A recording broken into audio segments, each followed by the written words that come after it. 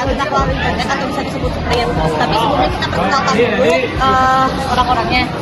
Nama saya Ciresia Lugardi. Nama saya Adika. Nama saya Lain Ali Syakura. Nama saya Tasya Samia. Nama saya Madian Kasadik. Thanks for watching.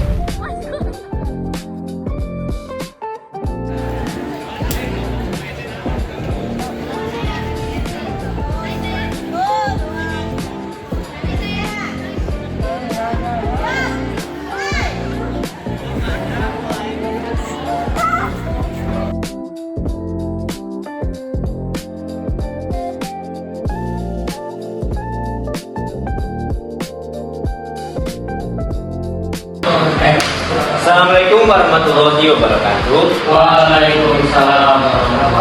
Saya Ikran Ekor ini dari kelompok 4 akan menjelaskan bagaimana cara menentukan waris. Di sini kita misalkan yang wafat adalah istrinya, maka kita cari dulu Lawil Furusnya siapa. Lawil Furus yang pertama adalah suami dan ayah. Ibu, sayangnya ibunya sudah wafat. Nah, kenapa di sini kakek dan paman tidak termasuk Lawil Furus? Karena sang mayit mempunyai anak sehingga paman dan kakeknya sehingga paman tidak menjadi ahli waris karena anaknya masih hidup dan kakek tidak menjadi waris karena ayahnya masih hidup. Sudah kita dapatkan harta warisnya dari kegiatan kemarin, maka kita mendapat harta warisnya sebanyak 1,75 M. Kita mulai untuk warisnya. Jadi terusnya itu ada ayah dan suami dan ayah. Suami bagiannya 1/4 dikali 1,5 M jadi 430.500. Ayah 1/6 dikali angka yang sama menghasilkan 261.667 juta. Kemudian kedua angka yang kita dapatkan ini kita jumlahkan. Kemudian ini 166.570 juta. Setelah kita dapatkan angka tersebut, kita kurangkan dengan harta waris yang banyak sehingga menghasilkan 1.020 juta. Nah, ini adalah bagian atau jatah dari para asbab. Siapa asbabnya? Asbabnya itu anak laki-laki dari pasangan suami istri ini. 2 anak laki-laki dan 1 anak perempuan. Asbab laki-laki bagiannya itu 2/3. Ya, 2/3 dikalikan 1.020 juta. Nah, kita mendapatkan hasil 680.500. Kita bagi 2 menjadi 300 juta. 340 juta ini. Kenapa dibagi 2? Karena anaknya ada 2 ya. Laki-laki 1, laki-laki 2. Makanya kita bagi 2. Sedangkan untuk perempuan itu bagiannya 1/3 dikalikan dengan jumlah yang sama sehingga menghasilkan 340.207 sama ya seperti ini.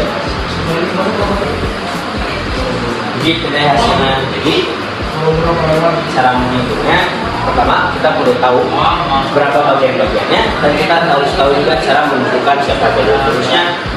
Nah, sebanyak sih. Ya, dari saya, wassalamualaikum warahmatullahi wabarakatuh. Assalamualaikum warahmatullahi wabarakatuh. Waalaikumsalam warahmatullahi wabarakatuh. Perkenalkan, nama saya Cecil Novia. Saya akan menjelaskan pembahasan dari soal kedua. Diketahui ada 10 bola berwarna A merah dan 10 bola berwarna B hijau yang akan diambil 3 bola secara berurutan. Pertanyaannya adalah berapa kemungkinan terambilnya bola merah, kemudian hijau, kemudian bola merah lagi. Nah, yang pertama kita akan mengerjakan dengan cara tanpa pengembalian. Kalau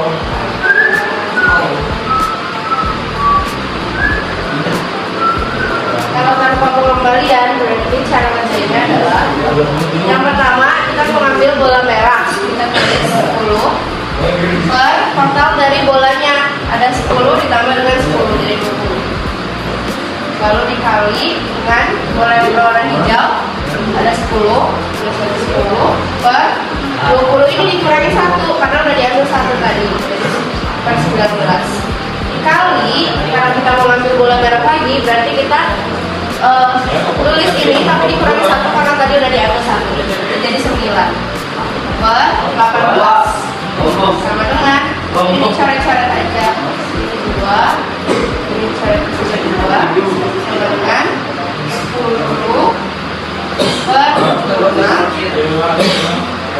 atau kita sederhanain lagi jadi 5 per 28. Ini jawaban tanpa pengembalian. Selanjutnya yaitu kalau misalnya kita kerjanya pakai pengembalian dengan pengembalian.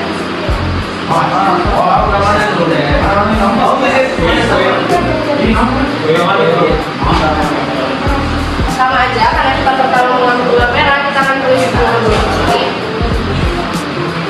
per setelah bolanya ada 20 kita tulis per 20 dikali bedanya sama tanpa pengembalian. Kalau dengan pengembalian itu kita nggak usah mengurangi karena ini kan 20 dikurangi. Kalau dengan pengembalian berarti nggak usah dikurangi jadi dikali 10 bola hijau per 20 lalu dikali dengan bola merah lagi dan dikurangi jadi 10 per 20 dengan coret-coret sama dengan 1 per 8. Sekian pembahasan soal nomor 2 dari saya. Terima kasih. Wassalamualaikum warahmatullahi wabarakatuh. Assalamualaikum warahmatullahi wabarakatuh. Kami dari kelompok 4 akan merefleksikan kegiatan kokurikuler ini. Jadi nih, kita ada 3 pertanyaan untuk video refleksi kali ini. Yang pertama adalah, apa hal yang paling berkesan dari kegiatan kali ini? Yang kedua, nilai-nilai apa yang kamu pelajari dari kegiatan hari ini? Dan bagaimana cara kamu menerapkan kegiatan hari ini di kehidupan sehari-hari Menurut kamu? saya, pengalaman paling berkesan adalah pembelajaran tentang peluang karena di kelas 12 ini kami juga belajar tentang peluang. Jadi saya dan teman-teman saya bisa lebih menguasai materi ini. Dari kokurikuler minggu ini saya belajar untuk bekerja sama antar teman-teman anggota kelompok saya. Saya juga belajar bertanggung jawab atas tugas-tugas yang sudah saya kerjakan.